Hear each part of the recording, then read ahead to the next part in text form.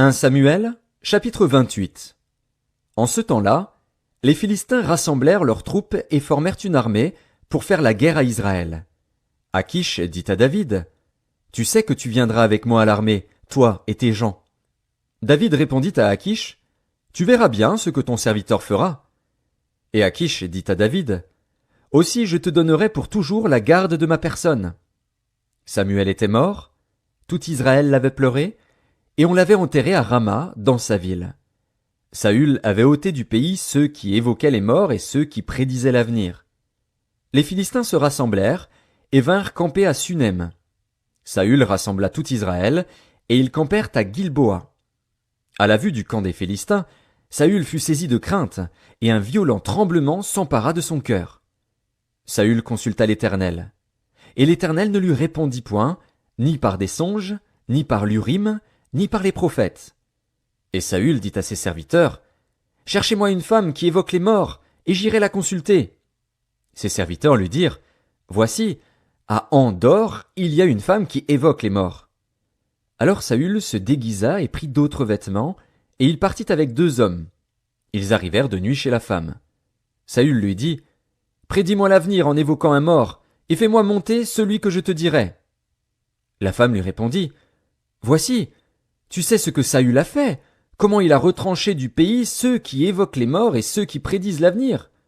Pourquoi donc tends-tu un piège à ma vie pour me faire mourir? » Saül lui jura par l'Éternel en disant, « L'Éternel est vivant, il ne t'arrivera point de mal pour cela. » La femme dit, « Qui veux-tu que je te fasse monter? » Et il répondit, « Fais-moi monter Samuel. » Lorsque la femme vit Samuel, elle poussa un grand cri, et elle dit à Saül, « Pourquoi m'as-tu trompé? Tu es Saül. » Le roi lui dit, « Ne crains rien, mais que vois-tu? » La femme dit à Saül, « Je vois un Dieu qui monte de la terre. » Il lui dit, « Quelle figure a-t-il? » Et elle répondit, « C'est un vieillard qui monte et il est enveloppé d'un manteau. » Saül comprit que c'était Samuel, et il s'inclina le visage contre terre et se prosterna.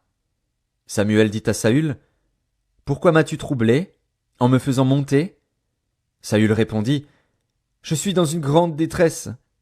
Les Philistins me font la guerre, et Dieu s'est retiré de moi. Il ne m'a répondu ni par les prophètes, ni par des songes, et je t'ai appelé pour que tu me fasses connaître ce que je dois faire. » Samuel dit, « Pourquoi donc me consultes-tu, puisque l'Éternel s'est retiré de toi et qu'il est devenu ton ennemi? L'Éternel te traite comme je te l'avais annoncé de sa part.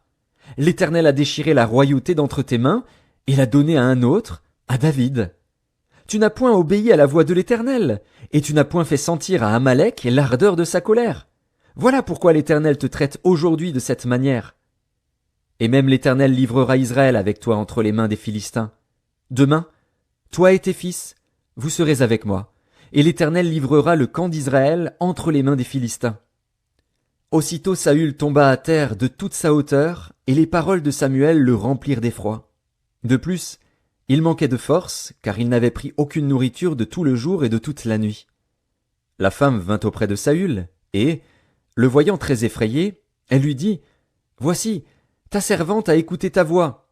J'ai exposé ma vie en obéissant aux paroles que tu m'as dites.